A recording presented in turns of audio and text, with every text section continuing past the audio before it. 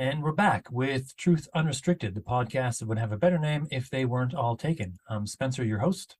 I have a special guest today, and I will allow him to introduce himself. So go ahead, Brent.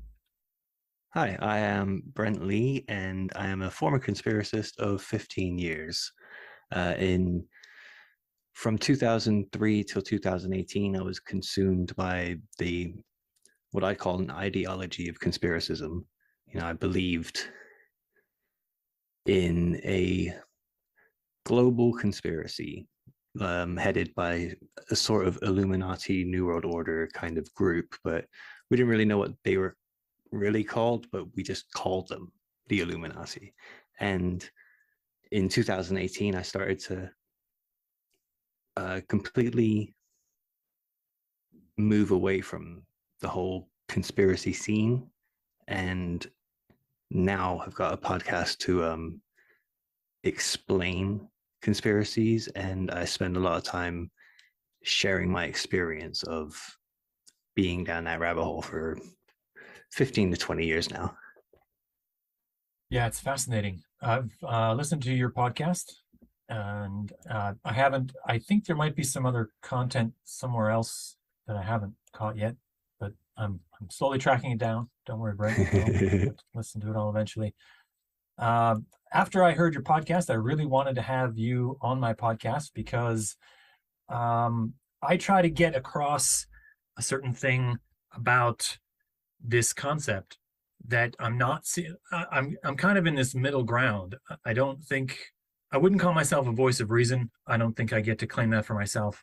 History maybe will tell whether anyone is a voice of reason or not, but I'm in the kind of a middle ground. I know some people who are in that place, and I've know a lot of people who are not in that place, and they just don't seem to be coming together at all. They don't seem to be, their ideas don't seem to be meeting ever. And I really like showing people who are not conspiracists that conspiracists themselves are not stupid or defective.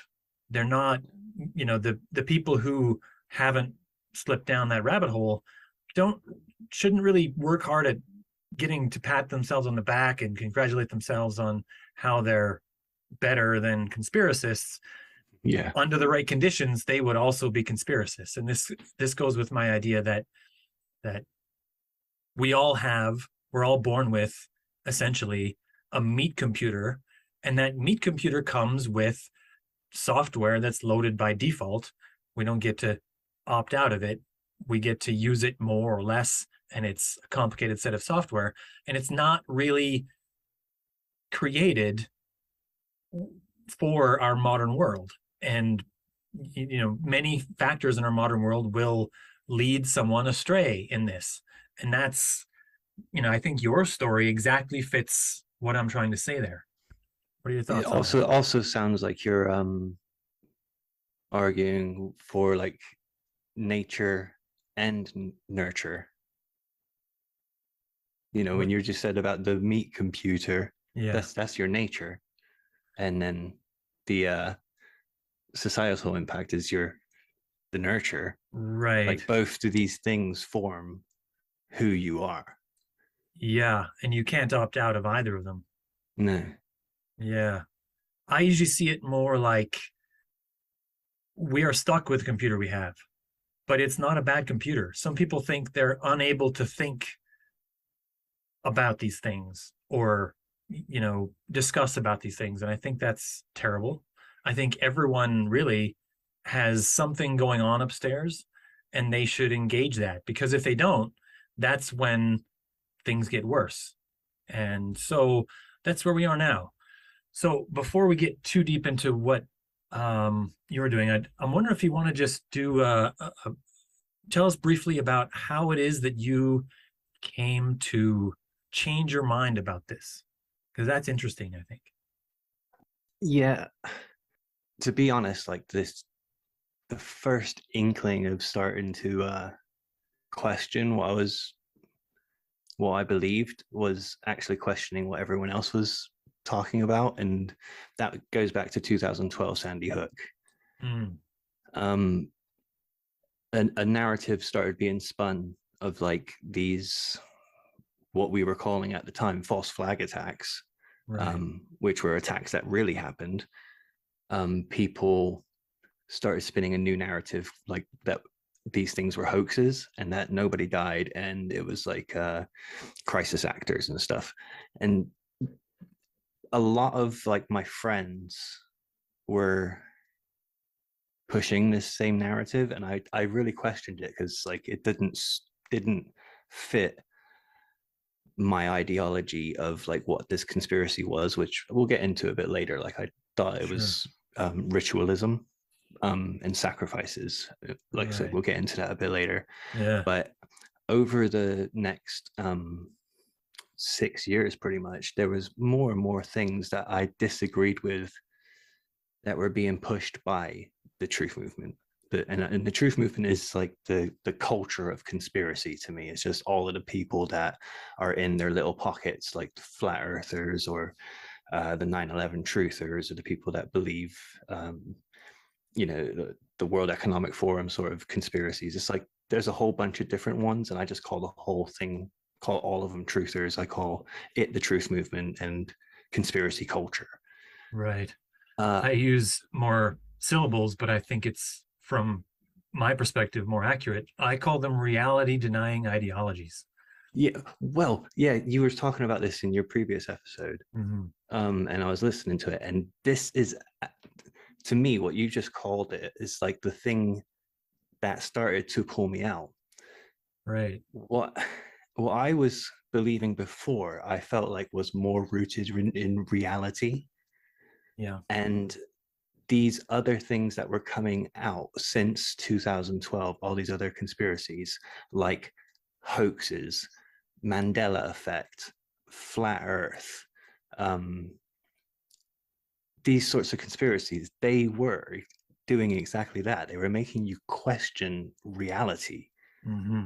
They were denying what reality actually was, and that was strange to me. Yeah. But these are the things that actually started to pull me out, like my beef, say, with the truth movement. But then there was other things happening on like the global scale that actually, like politics and stuff, that started to make me doubt that there was even a new world order, that any of this Mm. stuff was controlled. There was Brexit, Trump became president. There was a labor leader here in England, Jeremy Corbyn. Like he was like this rebel, Right. like socialist rebel, and somehow he like became in charge of this centrist party that I'd always thought like Tony Blair used to run this party, and I Right. just was like, how did like the protester become the leader? That this isn't how it works. Um, it was things like this that were coming out that just made me really question my whole understanding of what the New World Order was, what the politics were. To me, these things wouldn't have happened. Essentially, the New World Order wouldn't have let, say, England leave or the United Yeah. Kingdom leave the European Union. Yeah. For if the Illuminati is controlling everything, they seem to have a great lack of control over a great many things, Yeah.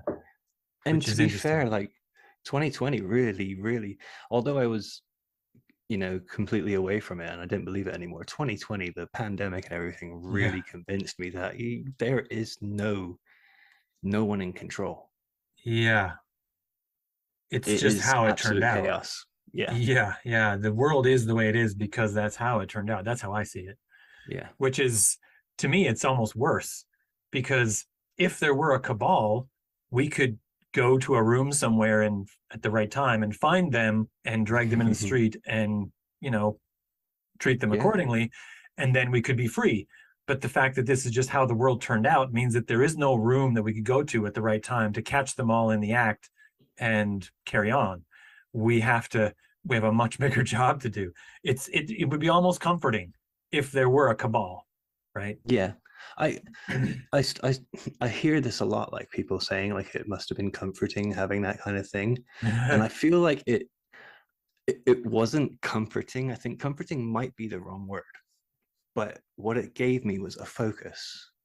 Sure. A goal. Yeah, a focus, like who our enemy is, I guess, who is bringing us down, but I still suffered the same, like, Right. feeling like of being oppressed or something by this, I guess, imaginary uh Wizard of Oz. Yeah, the man behind the curtain. Right. Yeah. So I know that it's going to come up and I'd like to talk about it. So I want to just briefly mention here the definition of cognitive dissonance. So this is a phrase that's been thrown around a lot. Some people consider it a buzzword or a buzz phrase or whatever. I don't. It's a scientific term for a psychological thing that goes on inside people. And I think it happens more regularly than people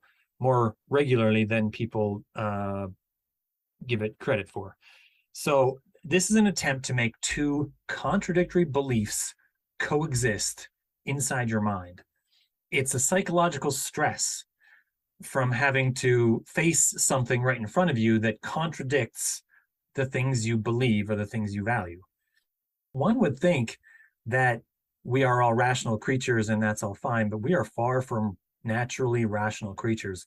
We have our brains, our meat computers, have an entire toolbox of things that are meant to deal with this situation. And they include all kinds of justifications and ways to ignore sources of information, self-delusion.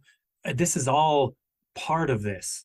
And that's a thing I'm hoping I get to pry in deep enough to talk to you about is whether or not you have any real experiences, or if you could describe maybe what it's like to have that cognitive dissonance, to have a thing appear in your world that you cannot deny that is directly contradicting all the things you believe. Go. I'm on the spot here. I can't think. It's okay. You got time. There's no clock. If you'd like, I can go on with something else and you'll have time to think about it. So I have another thing that I just wanted to mention because I think it makes the conversation about these concepts easier, is that if you take the human population and you divide it into two subsets that are separate. The first subset we would call conspiracists, and they're the people who are entranced by these conspiracist notions. And then the next subset is what we might call the consensus view.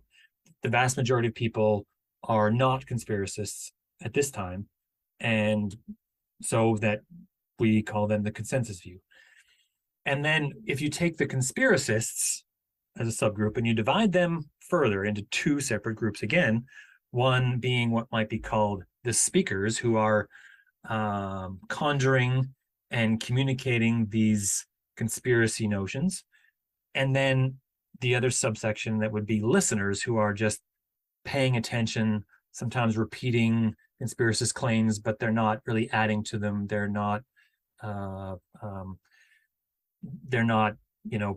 making them more convoluted or adding any info. They're also not researching. Mm-hmm. They're just listening and nodding their heads and paying attention and following along.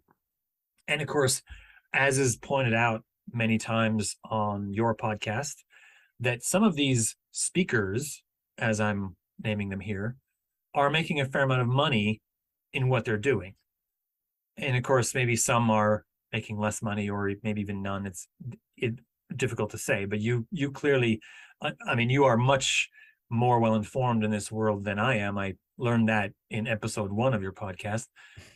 And it's, there was names being bandied about that were commonplace names for you. And I had to look them up. I had to stop and dig deeper. And I mean, the first episode is about lizard people. And I'm well aware of the idea of Illuminati. Lizard people is a whole extra level on top of the Illuminati, right? It really is. It's a pyramid. Yeah. It's so far up the pyramid. It was in the hazy clouds. I couldn't see it from where I was at the bottom, and so it's you call them, I think you call many of the people that I would call speakers in this scenario, you call them some level of grifters, Influencers. influencers. I call these influencers and believers. Right. That's Okay. my Well, that breakup. might be more apt to what's actually happening here. And you often refer to them as having a grift, and Yeah, that to me indicates some level of uh, conscious dishonesty, right? That yeah, they know that they're lying and they're doing it for gain, and it's a grift, and that would make the listeners then marks, right? I mean, essentially. yeah, yeah. These I've come to like believe these people are charlatans. Sure, yeah. I think you've used That that like word too. that's the new word is grifters, but to me they are charlatans. Yeah. I'm 42 years old, well, 43 years old. Keep forgetting I'm older. Charlatan. That's the word we know. Yeah, Snake oil salesman. right. That's what these people are. That's what the influencers mainly are. I mean, there's a couple that are like believers and they believe certain things to certain levels, but half the truth is still a whole lie. So if they're telling half the truth and half lies, they're still liars. They're still charlatans. They still are selling the same amount of lies as they are truth. Right. And people like David Icke, Alex Jones, Jordan Maxwell, they they're too smart to know that they're not peddling lies. Right. That's all I can say. Like the more I look at it, the more I look at different things. It's like the truth is just so obvious. It's right there. Like, but Do you think from their it, perspective they're engaged in some level of modern day freak show circus, in that they're not traveling around with actual exhibits on their circus, but they are inviting people to come look at their ideas, and their ideas are so strange, and that they don't really care if people believe that the bearded woman is really a bearded woman. It doesn't really matter as long as they show up for the show. Is that Do you think that fits any of these individuals?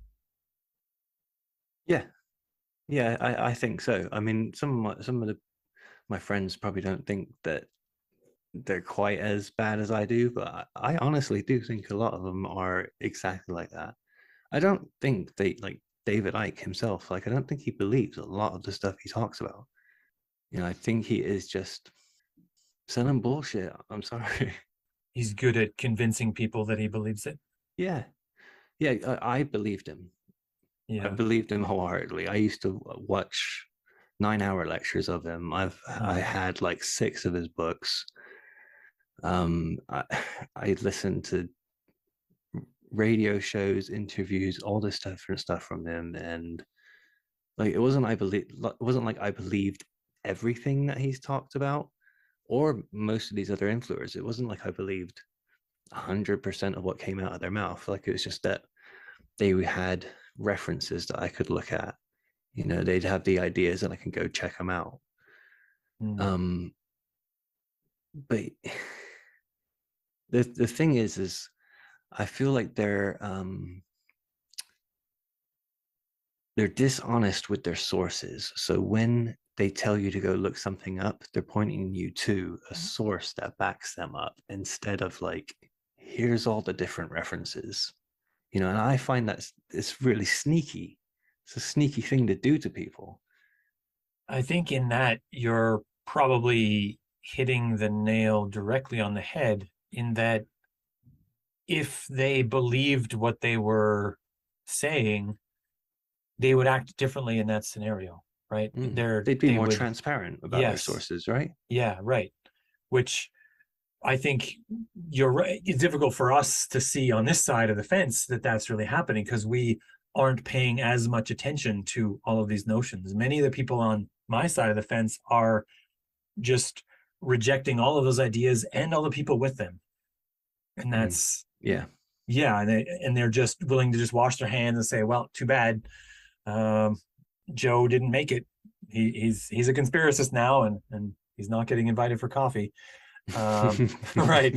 But I think that you're right, that if they were, if they felt that what they were doing was good and righteous, they would be more transparent. Yeah. Yeah. So I want to run an idea past you here, if you don't mind. Is Yeah. it possible that some people who are in among the conspiracists are true believers, but are still dishonest in that they have what I might call the dishonesty of zealotry? And this is what I mean, is that they believe two things. First is a belief that they are in a pitched battle with, whatever creature is at the top of their pyramid on their set of ideas, and that they need to convince everyone else to be with them in order to have an opportunity to battle this thing. And the second is that some of the people, or maybe even all of them, who are in the consensus view are actively lying about their level of participation in this. And that because of these two things together, they're in a pitched battle, and many people on the other side are already lying. They feel like this, like lying themselves, is just essentially like an escalation of weaponry. That if the other side is willing to use these chemical weapons on us, we should be willing to also use these chemical weapons on them. We shouldn't feel bad about lying to them about these things, as long as we get the goal done, which is, and this is essentially that the end will justify the means, that they believe that there's really lizard people, and that as long as the lizard people are defeated at the end, it doesn't matter how many lies I had to tell in order to get there. Do you think there's anyone in this camp that's fits that description? Yeah, I think I see quite a few believers that do this. I've seen it like for over 10 plus years. Like a lot of in like this age of memes, it Yeah. seems like they happy to pass a lie on just to get your attention, to bring you over to the side. Yeah. I've witnessed it so many times, like just even like posting fake quotes, you know, like Right. And they don't care yeah, and where it's they came just to from. Yeah. yeah, just because it proves their point, like some JFK like quote that doesn't really exist, or Right. you know, and I've just like I said, I've witnessed it over the years for many years, people just doing it. Yeah. And And I many. kind of, as a truther at the time, I just thought, why didn't you double check that? You're supposed to fact check. You're supposed to like do your research. Yeah. And I just thought it was a mistake. I didn't think like people were doing this just to get you on their side, trying to get your attention, trying to provoke you into seeing their truth. And that's what I did start to eventually think. Yeah. That is interesting that it's because this is a thing that I've noticed is more or less consistent with conspiracist behavior, is that they tend to not care how consistent they are from one month to the next, for example. Hmm. The flat earthers are the most blatantly obvious example of this, in that they don't care what shape the earth actually is, it turns out, as long as it's not spherical. Yeah. It doesn't matter if they originally got the idea from the description in the Bible, which turns out it's not listed in every version of the Bible, but in some of them it lists it as a flat surface that's square with a pillar on each corner to hold it up. And of course, the current model, every time I check, the model changes every couple months, but it's not square. Sometimes it's not flat, even. It's only slightly curved, but not a sphere. And it's so they change this regularly. And the only thing that's consistent is that they want the other side to be wrong. They don't even really care if what they're doing is right, as long as the other side is wrong. And that's an interesting thing that I noticed, is that that's the only thing I can find that really explains the totality of all their behavior. They never double check against anything they previously said. So going to a conspiracist and reminding them of what they said 2 months ago and how it's wrong now Yeah. never seems to do any good at all, because they've already moved past that to a new thing and a new angle from which to try to say that thing X is so, and they don't care about the thing they said last month because that's already old news. I think So that's a new thing. I oh think that's a really? new That's phenomena. I don't think okay. it's a it's not a stand. It wasn't like standard practice when like I was a conspiracist. I feel like the internet, like, or social media changed or something in the past 5, 6, 7 years or whatever. Something's changed, and I feel like, yeah, the truthers are not the same as they used to be. When I fell down the rabbit hole and when I started becoming parts of different communities and meeting different people, I swear it was a different breed. Well, I think all of us were different in 2002 than we are in 2022. Yeah, I guess that's right. It must just be society moving on, like I said, social media Yeah. accelerating it. Yeah.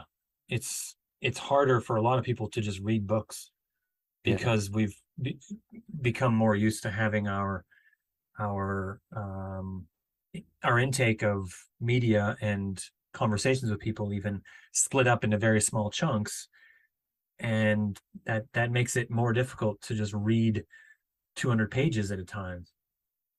Most people don't read 200 pages in a month No. anymore. Some people don't read 200 pages in a year, and that's part of a thing that technology has had an effect on in our society. And of That's course, right. as you Like, point out, it's affected the truther community as well as the consensus view. yeah. Everyone. No, that's a good point as well. Like, the notice earlier, I said I had like 6 David Icke books. Yeah. So that's what we used to do. We used to actually go and find the book and have to try and read it, and Yeah. you know, Right. uh, yeah. And of And now it's course, just watch a YouTube video, 10 minutes.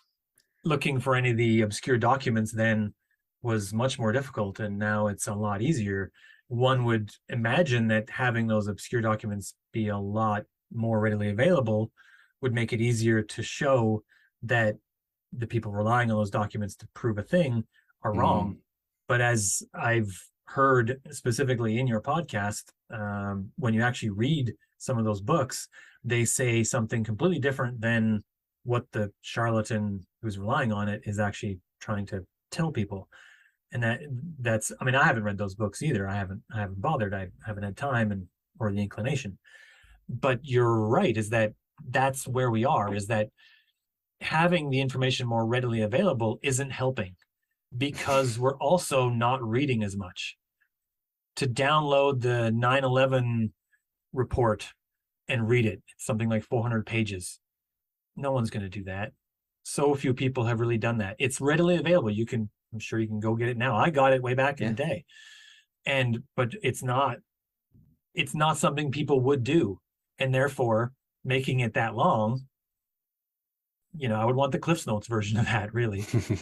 Yeah. Something 40 They'll pages they'll tops. listen they'll listen Yeah. to a podcast that talks about it. Yeah, but no one does a podcast about what really happened. They do podcasts about what might have happened, the conspiracy hypothesis that's never proven. So I have another idea that I've mentioned on this podcast a couple times, is that people who are conspiracists, they want to believe in these conspiracies, and that's the thing that's really driving them, is that they want to believe it. I don't get any credit for that idea, by the way. I saw it on a poster in Fox Mulder's office on the TV show X-Files. Can you see my camera? Oh, there's something I should be watching. Oh, yes, yes, sorry. Yes. Yes. Yeah, that's right. I want to believe. Yes. Yeah, And I've got the poster behind me. yeah, he wanted to believe in the things that he was coming up with. And that's an idea that I came back to when I started to look at these conspiracists. And it occurred to me that that's a thing that threads them all together. They want to believe these things, which is, it doesn't seem to be like they stumbled across some incredible evidence and then the evidence convinced them. And it's also true that new evidence that contradicts that stuff doesn't convince them to come back. The thing that really explains their behavior is that they want to believe these things. Do you think that that affects what, is wanting to believe these things a thing that you noticed yourself doing at any point? I think today, even now, Yeah. there's certain things I want to believe. Like what? Bigfoot. Sure. Yeah. It would be fun to find the, Bigfoot. yeah, the fun stuff, the fun things, like the the mysterious, that sort of stuff. Like that would be great. That would be amazing discoveries to witness. Right. Um, I don't want to believe that these top people are uh, murderous pedophiles. Like that's not something that we ever wanted to believe. Right. I didn't. I'm a Christian, and to me it was always tied into Luciferian worship or something, and like I didn't want to believe that Lucifer ruled this planet or wanted to rule it by the Antichrist coming onto the earth. And, I didn't want that stuff to be true, but it was true to me. So I had to believe it. Mm. I think that I want to believe and I have to believe is maybe that's a line. Once you cross into something, it just can get a bit out of whack. But if you just want to believe in Bigfoot, that's cool. That's fine. But when it starts to affect like other humans, like Yeah. saying Sandy Hook is a hoax or saying that the royal family killed Princess Diana in some secret ritual or anything like that, it's like I'm actually crossing a line here and hurting people. Right. You Like know, no one is trying to say that we have to elect a different president than this one because this one doesn't believe that Bigfoot is out there and the other guy believes in Bigfoot. And so yeah. therefore we need to change everything about our world because we need to go after Bigfoot. If we don't get him, he's going to get us. Exactly. If it Right. was that, it wouldn't be so bad, would it? Well, that's only that kind of did happen, but yeah. I have a list that I keep of what I call reality denying ideologies, as I said, and I'd like to just go through and just see which ones you believed in at the time, just to kind of get a good baseline for this. And the top of my list is flat Earth. Did you believe in a flat Earth? No, Okay, never. I did look into it. right. At first, I was like, no, no, this is ridiculous. And then someone told me, nah, dude, NASA's lying to you about everything. You have to look into it. And I was like, oh yeah, shit, hold on. Yeah, NASA, secret space program. Yes, they are a cult.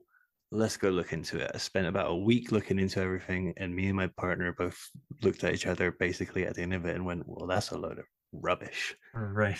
On to the next. At any point in that, did you get out a something that would be like a sundial and take some measurements of the actual path of the sun across the sky or anything like that? No, no, No, didn't no. bother with I that. just Okay. no. I not long before I did that, like me and my partner were like binging Cosmos. Oh So yeah. almost everything that they were talking about, we're like, no, well, that's not true. That's not exactly how it happens, is it? That's not what Uncle Right. Sagan said. Yeah, yeah. Carl Sagan, yeah, savior of humankind. So next on my list, anti-vax. Were you an anti-vaxxer at any point in this, Yeah, or yeah? yeah, totally. So Yeah, you, I thought it was part of a depopulation plan. And if I was a truther today, I would have definitely 100% thought that the vaccine rollout across the globe was in some form of fashion going to probably kill people. right? Like most people. Like I thought, I can see 100% why people fell for it now. But yeah, That must be an interesting view. yeah.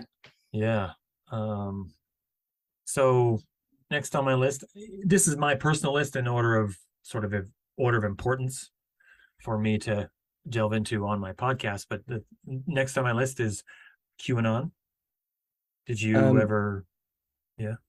no, not strictly QAnon.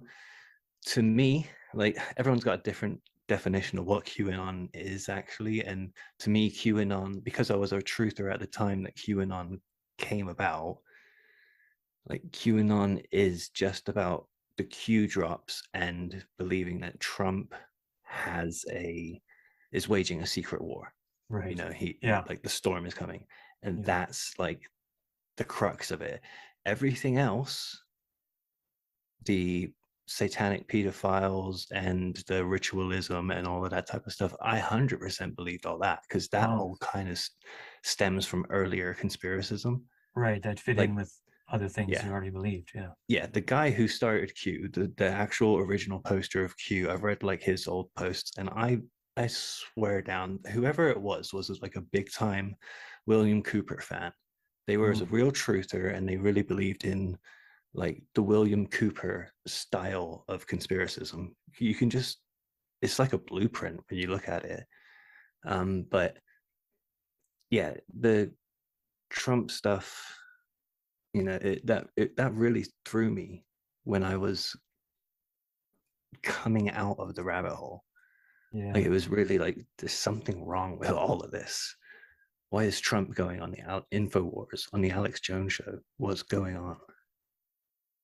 There are some people who are cynical enough, I believe is the right phrase, to suggest that QAnon is or was an effort to attract the conspiracy minded toward the Trump beacon. Um, that's difficult to say for sure is or isn't happening, given the secret nature of the person who was creating and you know putting out the Q drops as they were called. Yeah, Uh, I'd say that like I don't know about the actual poster because there's so much, like you said, mystery around it, and there's all these different theories of who it could be. But Q, in one sense, is sort of irrelevant.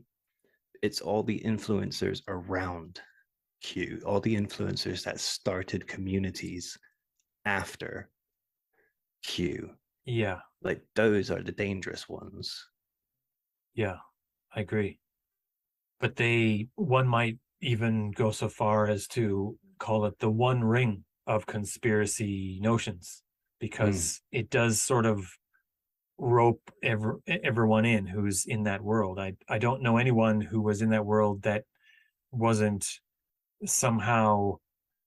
I mean, you maybe had a different view. I mean, it seems to me from the standpoint you have in the UK, you might have a different view of this than we do here in North America. I mean, Canada, we're overwhelmed by all the media from the US.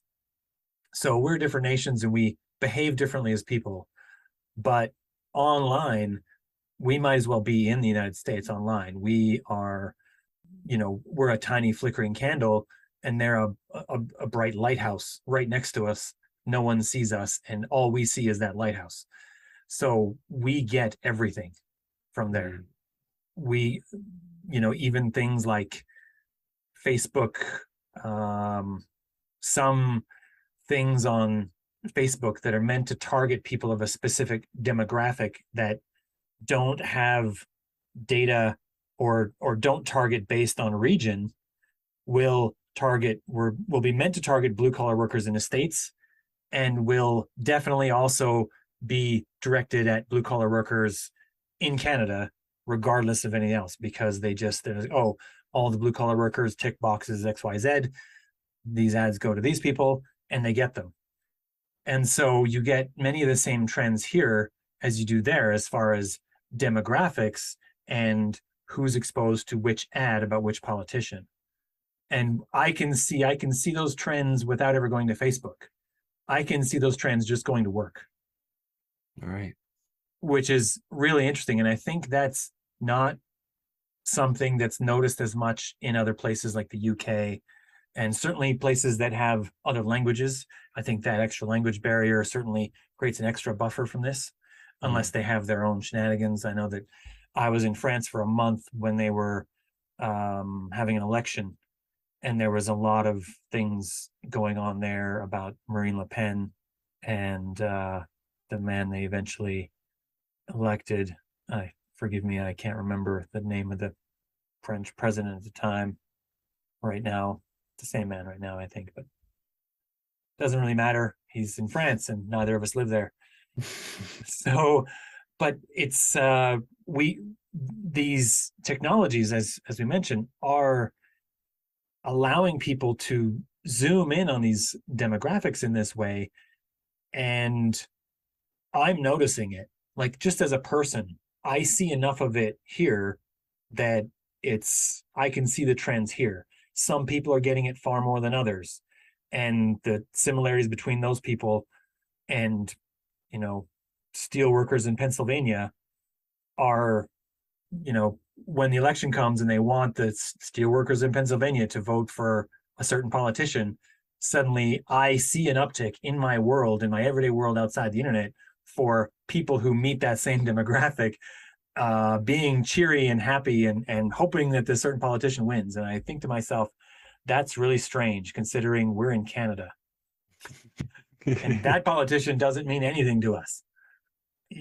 That's weird, but it's a thing that's true, I think.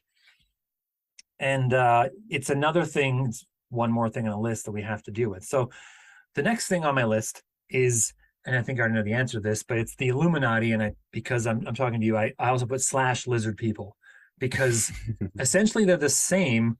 It's only the DNA of the people at the top of the pyramid on it that would be in any way different between these two, unless I'm getting something wrong about this. No, that's a theory. That there is a cabal that's running everything, and that if it's a lizard people cabal, it's people from an alien world who perhaps have a different set of dietary habits. And but if it's just Illuminati, it's still very dark and dangerous. It probably includes, Bill Gates and every former president and almost every celebrity and politician and right business mogul, and for somehow it's everybody. Like, maybe that's the Tom answer Hanks is definitely there. I don't know why. That's the answer to your cognitive dissonance question earlier. Like, how is it everybody but only a select few at the same time? Right. But it needs more and more people to make the entire thing work. Well, that's the thing I mentioned to Lydia, is that Lydia Green, who I had on the podcast, is that in order to believe in each of these individually, aside from the Illuminati, which by default includes this, but most of these reality denying ideologies, in order to believe in them, you pretty much have to include a global conspiracy as part of it, because it doesn't make sense for the Earth to be really actually flat unless all of NASA and most of the pilots and a large number of other people who are really good at mathematics and geometry and all these things that are readily available knowledge in colleges and even actually on Wikipedia as we go, that all of them have to be in on the thing, you pretty much have to believe that a large part of society is willing to lie to you about the shape of the planet in order to keep believing Yeah. that it's flat. So in something like flat Earth or anti-vax, the Illuminati, or QAnon as it tried to, be, gets wedged in on the side. It's the ugly cousin that comes with the beautiful shape of the Earth theory that they have. It has to be true along with this. Otherwise, nothing in our world makes sense. Do you think that was a thing that went through your mind at any point where you felt that other things had to be true in order for this thing you believe to be true? What's your thought on that? Um, I mean, I think you seem to believe in a global conspiracy from the get-go. So in that specific instance, it didn't seem weird to have to include it along with your other beliefs because it seemed to be at the core of it. yeah. But do you think there was anything else that was like, in order for my world to make sense, this has to be true? I think that the thing is that is your rabbit hole journey is a constant goalpost shifting. Redefining of the shape of your world in Yeah, order to make it because make sense. yeah, the more information comes in, the more you've got to try and make it fit. And like you were just mentioning, like Illuminati and lizard people. Mm-hmm.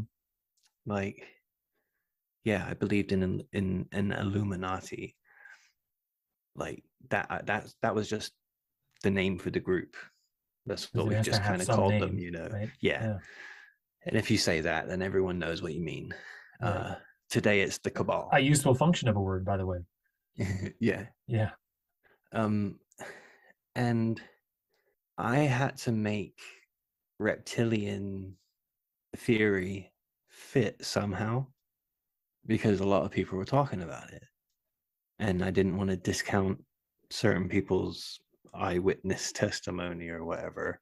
And I thought, well, they must be seeing something. They must be experiencing something. But what is it? So I just had to keep moving goalposts until eventually I got to a point of like, okay, this is what I believe. The Anunnaki and the reptilian gods or whatever, these ancient gods, are actually the fallen angels that were spoken of in the book of Enoch. And they came to Earth and mated with humanity. That is this reptilian uh, bloodline. It's actually a demonic bloodline, you know, Mm. and the kings and queens of this planet are descended from this royal snake bloodline, and that gives them the right to rule here. And like I had to just make all this stuff fit, but that was my final kind of like resting place of trying to make everything fit. And this is also how I made the whole conspiracy work. Lucifer, Lucifer, demons, basically, they're the ones that are running everything that's going on. They're the ones that influence people to do this stuff, essentially. That was my out for everything. Like a That's how catch-all that's how it explanation. all works. Right. Nothing I could prove to anybody, but that was for me, right? That's the final answer. It's in that case, having an image of a potentially magically empowered head of the organization that's the opposition really makes it, I think, do you think it makes it easier to justify the belief in these things because the explanation for them is some level of magic Mm, versus something like creationism, which is, by the way, the next one on my list, is sort of, do you believe in creationism, by the way? Or is it no, no? no. A young Earth doesn't appeal to you? No, it's not very factual. I think it's yeah, I think it's a lie. My reading of Genesis is a poem. Basically, A it's not fever supposed dream? to be. Yeah, it's not like More like a it's not a scientific document, Kent Hovind.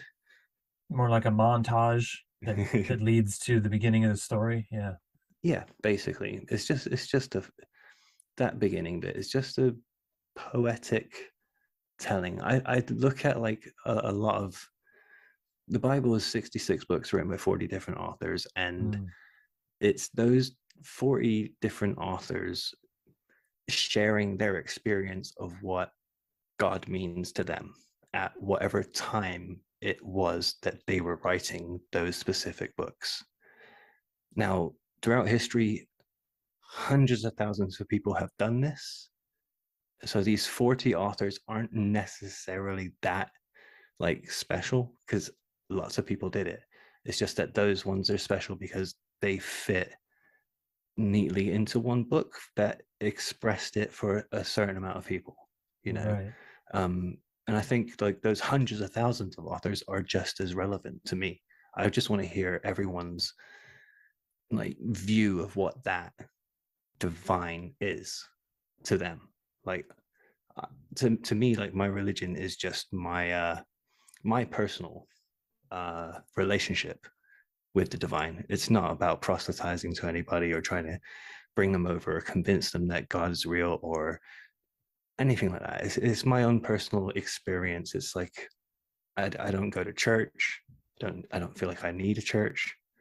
You know, I've got my belief. I got my faith. I don't really need any authority. I think that's a useful way to look at it. Absolutely. For me, religion should be focused on dealing with the spiritual. I mean, I did a podcast about an episode about science and politics. And my friend Jeff, that I do these with, immediately asked me, why didn't you make it about science and religion? And it was a simple answer for me. Religion only falls into conflict with science when it's attempting to achieve a political goal. Fair point. Very fair point. And so to me, the two concepts that oppose each other are science and politics. And religion is a completely separate thing that occasionally engages in either or both. So it's not the enemy, some people consider science to be the enemy of religion, but religion is not the enemy of science. Science is just a process by which we come to know new things. And it doesn't say anything at all about religion. Some people have tried to, wrangle it into a position where they say, oh, because we know this much, we're sure that these religious beliefs are untrue. But we don't know enough to know that. We can't possibly prove that God doesn't exist, nor should we worry about it, because that's not the point. Yeah. That the meddling in spiritual affairs by scientists should be equally decried as it is the meddling into politics by religious people, and mixing of politics and religion. Both should be poo-pooed with the same effort, really. I don't see how we got to this place where if you want to be a logical and rational person, you have to be atheist, because plenty of religious people are rational and just fine. They're not deranged. They're not. I mean, correct me if I'm wrong. Maybe you have a different view on this, but do you think it was religion that contributed to your trip through the rabbit hole? Um, no, because I wasn't religious when I started. Right. So it didn't bring you to that place. Yeah, I found my yeah, I found religion like when I was down there, I see. which also was a bit of a rabbit hole because I like I said, I call myself Christian, but like I'm gonna tell you, like 99.9% of Christians will completely disown me for calling myself a Christian because I do not believe the Bible is the inerrant word of God. You know, point blank. Well, It is exactly what I said it was earlier. yeah. It's a bunch of different books. So I loved just going and searching through different religions, going to different churches and going to the mosque and like speaking to many people about this character, Jesus. That was something that like really struck me about this person. And I wanted to get to who he was. So whatever religion was talking about him, I went and looked. So I definitely was on a bit of a rabbit hole journey looking for that. Um, but I was already a conspiracist by that time. See, interesting. Your brain's taken a strange journey. Yeah, it really has. Um, like there's something I didn't get to speak about earlier because Oh, I go I ahead. just always forget, like Hmm. because of such a long journey, this being like my complete worldview, my complete ideology of how I saw the world, how I saw everything work. Like I was talking about how I came out, but I only really like explained the political side of it, Yeah. how I thought the New World Order and the Illuminati and stuff weren't actually in control of anything. So does that mean they even exist? I also at that time started coming out of certain conspiratorial beliefs that were rooted basically in right wing evangelism, which I didn't realize that's what it was. Like this whole idea of the Antichrist or, the burning in hell and all this stuff, basically, that I kind of thought that they were sacrificing these things and people to Satan and Lucifer and everything. During that time, I started like when I was pulling away from the community, this is between 2015 and 2018. When I was pulling away, I started like, instead of looking into a lot of my conspiracy stuff, I started like burying my head into like religious studies and looking more at that. And I came across a lot of stuff that was explaining like hell and the devil and like what the most commonly held beliefs were basically for the past 2000 up to 3 4,000 years ago, like with like including Judaism. And like this whole idea of hell and the Antichrist and the devil, like, is only a very new like iteration of what this stuff is. And I found out like kind of I like to go to the historical context of what was being said by a person when, why did it matter? And so looking at Jesus's words to me, like he would mention Gehenna, and Gehenna gets translated to the word hell. And the image that he talks about is like burning fire, gnashing of teeth of wild animals. But the word Gehenna is the rubbish tip, the dump, the city dump, like where you take all your rubbish. Uh, And there, like they would burn it and the like animals would fight each other over it. So he right. was trying to explain that. And he was saying, like, if you don't do good things in this world, what's the point of you? You might as well be thrown into Gehenna. So he was basically saying, like, don't be pointless. Go do good stuff. Otherwise, you might as well just be a heap of rubbish. He wasn't saying you should go to hell and burn forever, that kind of stuff. So Technical difficulties. I'm back. you're back.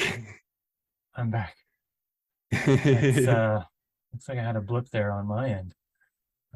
Yeah, But yeah, I'll that's start back. I just finished this bit about the oh, sure. Antichrist. Yeah, sure.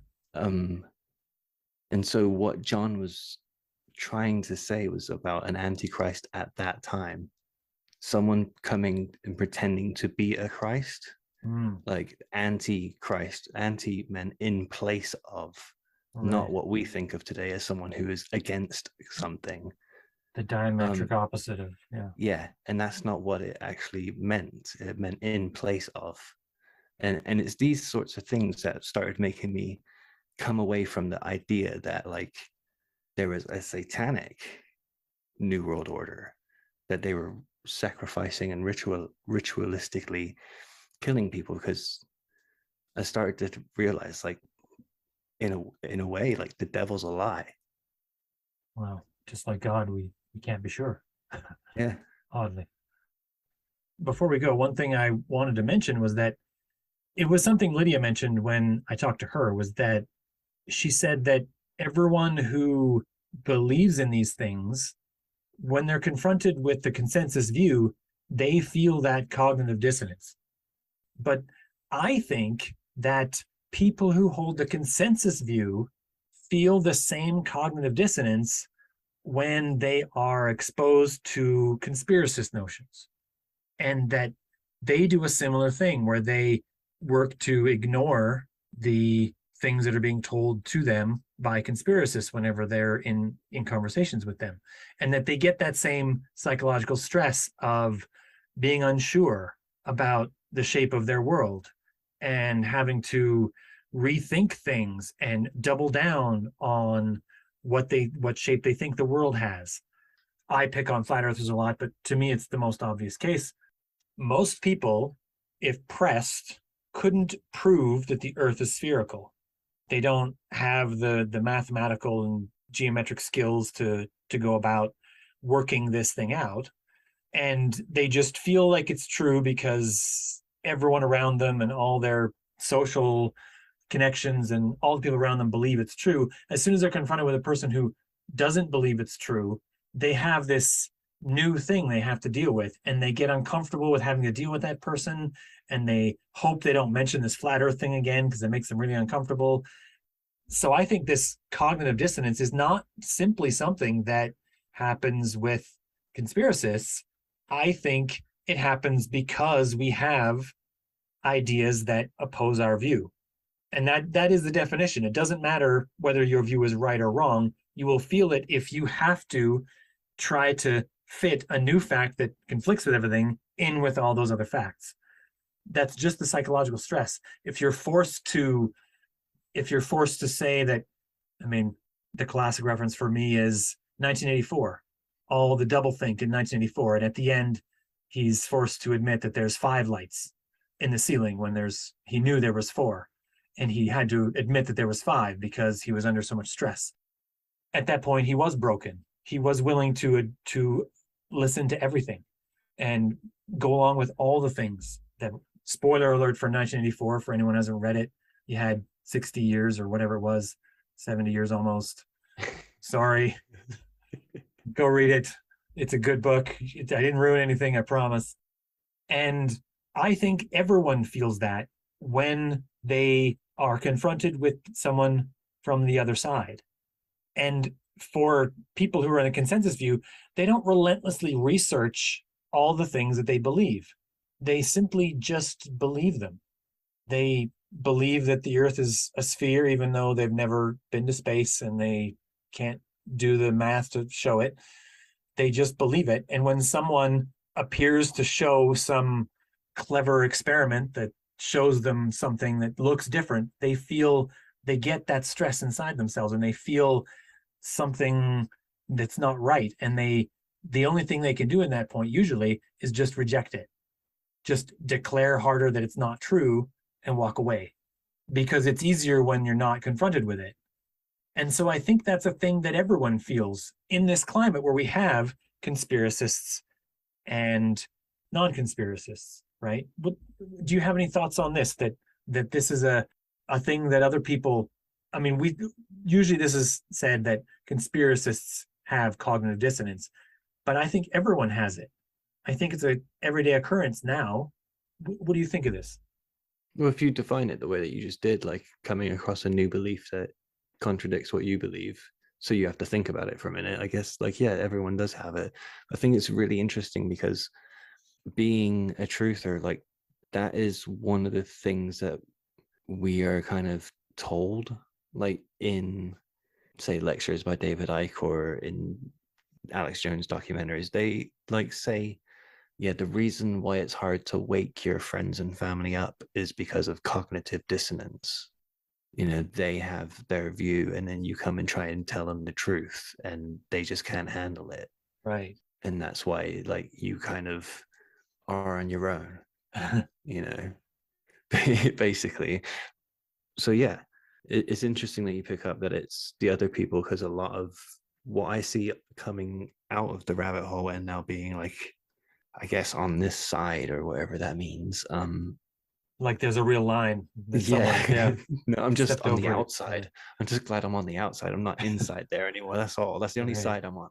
Um, but I see like non-conspiracists charge conspiracists with cognitive dissonance all the time. Yeah. And it's good that you just said, like, you know, both sides are Yeah. doing it.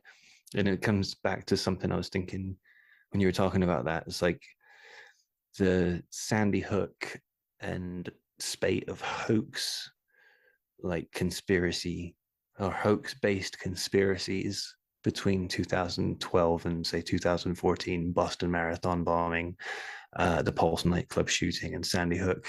Right. Like, that new narrative, it being a hoax, was like completely against my belief of them being rituals. You know, to me, the people had to die. Like, them being like actors doesn't work.